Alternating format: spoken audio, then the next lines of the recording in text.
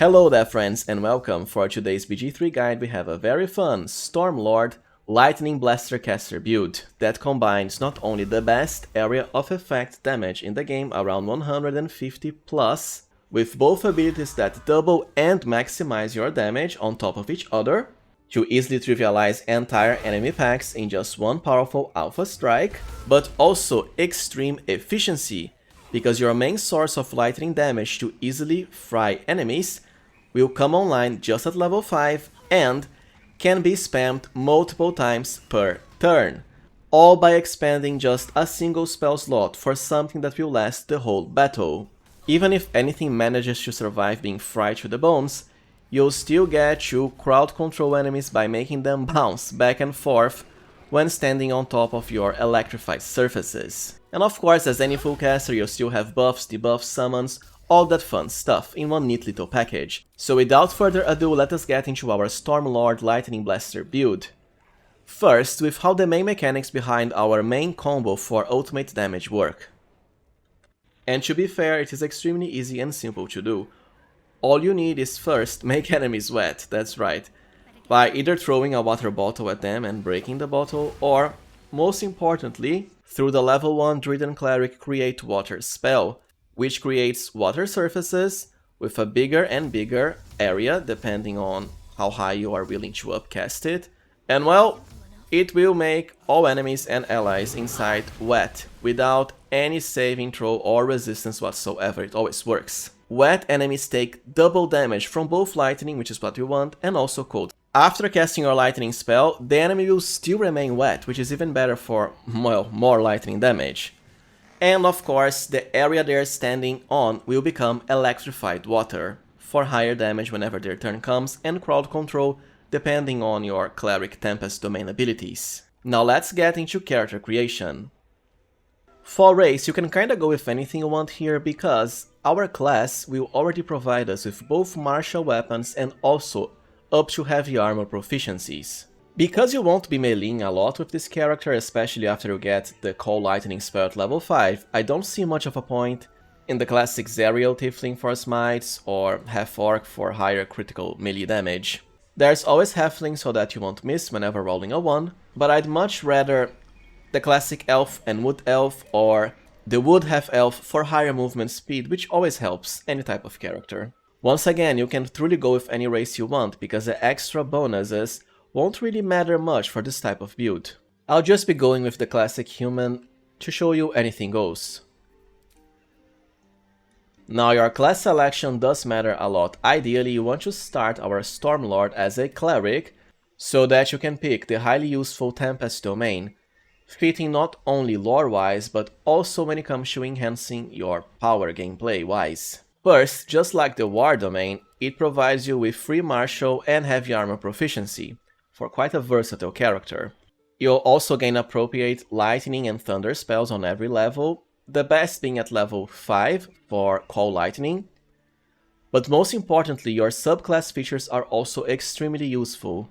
First, you have Wrath of the Storm, which lets you strike back at attacking creatures for quite a lot of damage, 2 to 16, but the best one comes straight at the second level, Destructive Wrath. With this, whenever you roll thunder or lightning damage, you can use your Channel Divinity charge to deal maximum damage instead, which is even better after all its maximum damage being later doubled because of our wet debuff. As I said, it does cost a Channel Divinity charge, but you can just restore it on a short rest. Eventually you have 2 and later even 3 per short rest. And well, because of how powerful the effect is, chances are you'll be one-shotting most enemies as an area of effect. Later at level 6 you get Thunderbolt Strike. Whenever you do lightning or thunder damage, you can also push the creature 3 meters away. And here's the best part, this works based on, well, pretty much anything. It doesn't need to be a spell, including for example the electrocuted status effect enemies get whenever standing on electrified surfaces, which can also help with crowd control. For deity you can pick anything you want. I'll be going with Talos because he is the main deity of storms.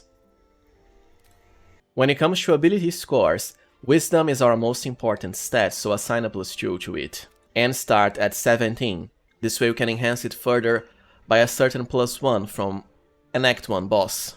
And the main reason is simple: increasing the difficulty class of our lightning spells, because if the enemy is safe against them, they'll take only half damage. We don't want that, not at all. The second most important stat is dexterity as always, so assign a +1 to it. For 16 at character creation.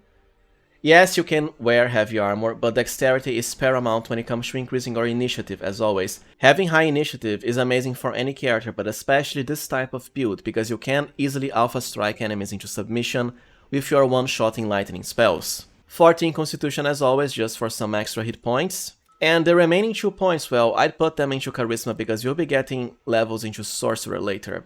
It doesn't matter that much, you can also go for strength if you want. You can also go with any skills you want, but ideally the ones further boosted by either wisdom or dexterity, our highest stats. For example, you can go with guild artisan for insight and persuasion. This way, if you want this to be your main character, you'll still have a decentish amount when it comes to the dialogue skills. And I would personally choose to specialize into perception. We already have insight because there's loads and loads of these skill checks in the game. And well, anything else you want, including, let's say, medicine. For cantrips and spells, as always, please remember that I already have a best spells guide you can check to the side here, where I cover each choice in depth. But to put it simply, Blade Ward is as always amazing to be pre-buffed with for 50% less damage taken from physical sources. Light, of course, to illuminate areas and preventing some enemies that thrive in darkness from getting advantages. And the ever so useful guidance to boost all of your skills. You'll always want this before starting dialogues with any character. As far as the spells, Create Water is paramount for this type of build, as I've explained before, but you can just have someone else cast it instead. And well, Healing Word for healing as a bonus action, Bless and Shield of Faith can always help for attacks and AC purposes. And thankfully, most of the offensive damage spells you want will be granted for free anyways from Tempest domain as we level up. And that's it for level 1.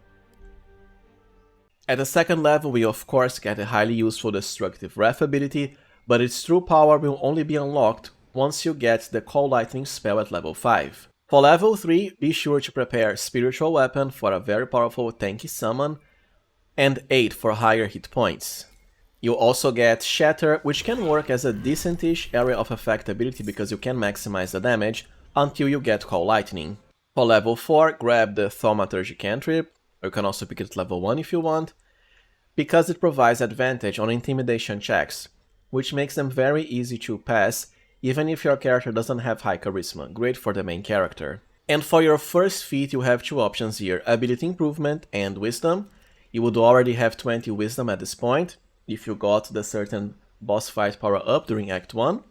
But my preferred pick is actually Alert, because honestly the more I play the game, the more I realize how important initiative is. It just trivializes the game if you can act before the enemy and have a powerful alpha strike.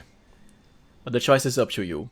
As far as Elemental Adept, I wouldn't bother because look, most enemies are not immune to lightning damage, unlike let's say fire. If anything, enemies tend to be vulnerable to it, especially after you drop water on them. Level 5 is when your power will reach the maximum because, here we are, Call Lightning added at last to your spellbook. This is honestly my favorite damage spell in the whole game because of how cost efficient it is. And here's how it works. When you first cast the spell, you get to select an area of effect. It's not really the best, but also not the worst as far as size. You can usually hit 2 to 3 enemies at once. And blast it with localized lightning for 3d10, with an additional 1d10 for each upcast spell level. But here's the best part. It actually lasts 10 turns, that is, so long as you remain concentrating on the spell. You can, as another action, blast either the same area or anywhere else you want, for the same amount of damage, even retaining bonuses from upcast, without any spell cost whatsoever. What this means is, if you have multiple actions on the same turn, from for example Haste and the Elixir of Bloodlust, in just one turn you can cast 3 Call Lightning by just spending a single spell slot. And it gets even better because on every subsequent turn you can do the same, except it will not cost an additional spell slot at all, for 10 whole turns. I mean, just do the math, right? Because of how many times you can unleash this per battle per turn, Even if you won't have enough channel divinity charges to maximize the damage, it won't matter because you can just keep doing it again and again. The damage will certainly add up. You can also use the Glyph of Warding and the Lightning variant for a higher area of effect, but it's not just the same as Call Lightning. Nowhere near as cost effective and efficient. And of course, you can use summons like Animate Dead and Mass Healing Word for area of effect healing. It's just that as far as concentration effects, you'll always want to save it for Call Lightning because of how good it is. At level 6, while you can multiclass already, I'd rather remain a cleric at least until this level because it's when you have not only an additional channel divinity charge, which means you can now maximize your lightning damage double the amount of times, and the Thunderbolt Strike, unique Tempest domain feature. This ability, well, it has both benefits and downsides. The main downside is that you can't really select when to apply it, it's permanent. It's not a toggable. I've already explained what it does before, and it can be useful for bouncing enemies back and forth as a way of crowd control. It's just that it also works on your allies, right? So be careful of having your allies walk on electrified surfaces. However, it's very easy to avoid that because you can use the Create Water spell to precisely select which area you want to cover with water. But it will reduce the effectiveness of your melee allies who have to be close to the enemy. On the other hand, who needs melee allies when, well, you're just blowing the enemies up in one turn with Call Lightning anyways?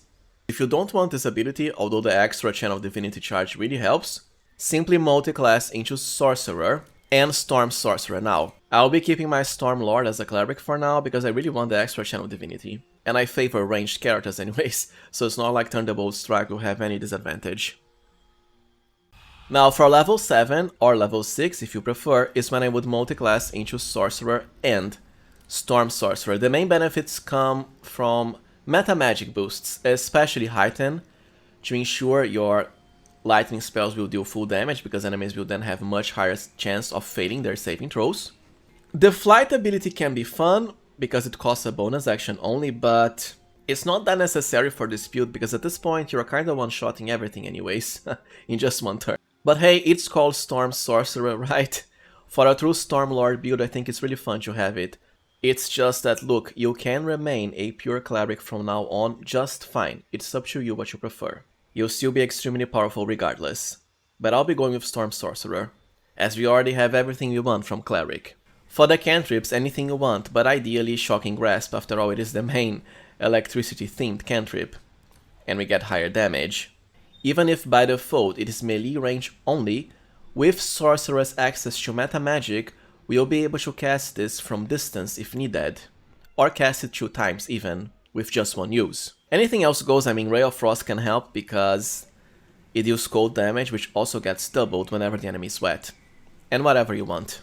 The Sorcerer spells kinda don't matter much because you'll just be spamming Call Lightning from now on. It's as simple as that. It's mostly for extra spell slots, which do stack with your cleric spells. You might as well choose utility. Shields just to avoid strikes if needed. False Life for temporary hit points. I mean, Chromatic Orb and Ice Knife have synergy with making enemies wet, but as I said, you'll just be spamming Call Lightning. Pick whatever you want. Any other spell at level 8. And for your first meta magic abilities, Deathly Twin spell. It's not that good for Call Lightning because it won't work with it, but for Chain Lightning it's amazing because it lets you hit enemies multiple times for the highest amount of electricity damage possible. It's just that we only get access to Chain Lightning at around level 10. The other ones don't matter as much. You might as well pick Distance Spell because it works with your Shocking Grasp cantrip, which I think is quite thematic for this type of build. Twin Spell also works with it, by the way, it's just that you'll then have to be at melee range. Any other 2nd level spell as a sorcerer during level 9, might as well pick Misty Step. For another meta magic ability you have 2 choices, and you have to pick what you find works best for you because you don't get to choose more later on. Either Heighten Spell or Quicken Spell. Heighten of course has the benefit of ensuring even enemies with the best saving throws will most likely fail against your Call Lightning and Chain Lightning spells for maximum damage, while Quicken Spell will let you cast 1 more Chain Lightning or Call Lightning per turn. I don't think it's necessary because look, with Haste and the Elixir of Bloodlust, you already have what, 3 casts of Call Lightning per turn? Do you really need more? I just go with Heighten myself. Any other spells now for level 10, including stuff like Blur and Mirror Image for higher defenses, not needed for this build because of your powerful alpha strikes and high initiative. And for defeat, it depends on what you picked before. Because I went with Alert, this is when I would go for Maximum Wisdom. For level 11, I'd rather pick Counterspell because of how useful it can be overall. As far as stuff like Haste, just use it from potions way earlier or have someone like Gale cast it on you. As early as level 5, by the way, why wait until level 11? At this point, more like level 10, you would also already have access to the Chain Lightning spell from the legendary Quarterstaff you can get at Act 3, which is why I did not bother picking levels into Wizard for the ability to scribe the Chain Lightning spell in your spell book. You'll have it regardless. And for the last level, level 12, we actually gain our last Storm Sorcerer ability called Heart of the Storm. Whenever you cast a spell that deals lightning or thunder damage, you'll cause a small storm that deals 3 lightning damage or 3 thunder damage to enemies. It's higher based on your sorcerer levels, but we can't really afford more than 6. It is just here for fun, you don't really need it at this point in the game. And that's it for character progression. Alright, now let us cover gear for our Stormlord Lightning Blaster caster. It's mostly the same package for spellcasters because, well, we are still a full spellcaster at heart. For the helmet, Hood of the Weave is the best choice, but it is Act 3 only to highly increase your spell DC. As a matter of fact, this build has what, 28? A lot coming from gear bonuses. For Act 1, there's not really anything that important for a spellcaster.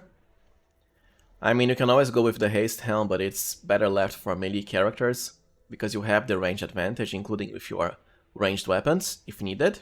But for the second act, be sure to go with Fistbreaker Helm, not only for the highly useful bonus to initiative, but of course, more spell save DC.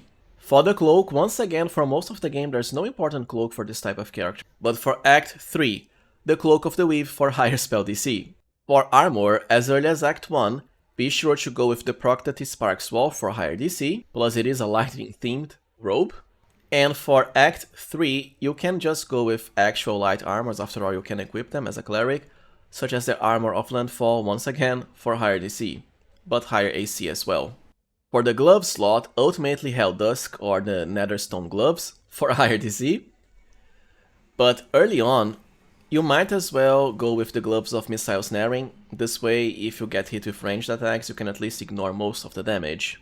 But there's also the gloves of Belligerent Skies, to inflict reverberation on the enemies. After all, we do both thunder and lightning damage. And that's mostly it. For boots, also not a particularly useful slot for casters. I would just wield the ones that let you cast Misty Step for free, because teleportation is always nice to have, and this build you only get it quite late as an actual spell, only with the sorcerer levels. I mean, there's also the Speedy Light feat, but it requires you to dash to actually generate lightning charges, which I find a bit annoying, because you cannot dash as a bonus action with this build. For the amulets, Amulet of the Devout is the best in slot by far. It is Act 3 only, but it's a huge bonus to your spell DC, and the extra Channel Divinity ability is especially useful for our character, because that is exactly the resource we use to maximize our lightning damage with our Tempest Cleric ability. Earlier you have the Amulet of the Harpers for a free use of shield, but most importantly the Pearl of Power Amulet, available as early as Act 1 in the Myconid Colony, for the ability to restore any spell slot up to level 3, which just happens to be the base level for the highly useful Call Lightning spell. So that's an extra cast you have very early. And speaking about spell slot restoration, the Spellcrux Amulet can be used for the same purpose except any spell of any level. As far as rings, the Kalos Glow is my preferred pick because it's one of the few sources of gear that will directly enhance spellcasting damage as well by 2 Radiant. It's not just weapon damage, unlike other nice rings such as Strange Conduit or the Caustic Band. The Ring of Absolute Force can also help. It does require you to be branded, which has no downsides whatsoever and can be done very early at Act 1, because it also adds an additional thunder damage to your lightning spells. It might not seem like much, but remember, you're dealing quite a lot of extra stacks of damage. Now let us cover weapons and quick slots. For weapons, of course you want the magic staffs that enhance your DC. The legendary staff Marco Hexgear is of course the best. It has multiple benefits to be fair. First, the Carrasca's Favor special ability will directly enhance the power of your lightning spells. Second, an extra point of DC. And lastly, the Arcane Battery ability means you get an extra cast of any spell, including level 6 ones, per long rest. Earlier, as early as Act 1, you can simply wield Melf's First Staff instead for +1 to DC. Very early you also have access to the spell Sparkler, which can be handy for generating lightning charges. It's just that by the time you get to spam Call Lightning level 5+, I'd much rather have a staff that directly increases DC for full damage. Of course, you can always dual wield staffs by picking the corresponding feat. It's just that once again, I'd rather have Alert. For the shield slot, earlier you can use whatever you want for higher AC, but eventually definitely Catherick Shield once again for higher spell DC. As far as consumables, honestly, just the Elixir of Bloodlust, because whenever you kill an enemy you get an extra action, which means extra Call Lightnings. As I've explained before, it's very efficient, you don't even need to spend another spell slot for this.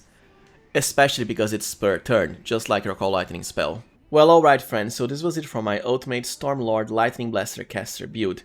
If you found it useful as always, please remember to like, subscribe and consider becoming a channel member if you can. I really appreciate your support. Thank you for watching and see you next time, friends.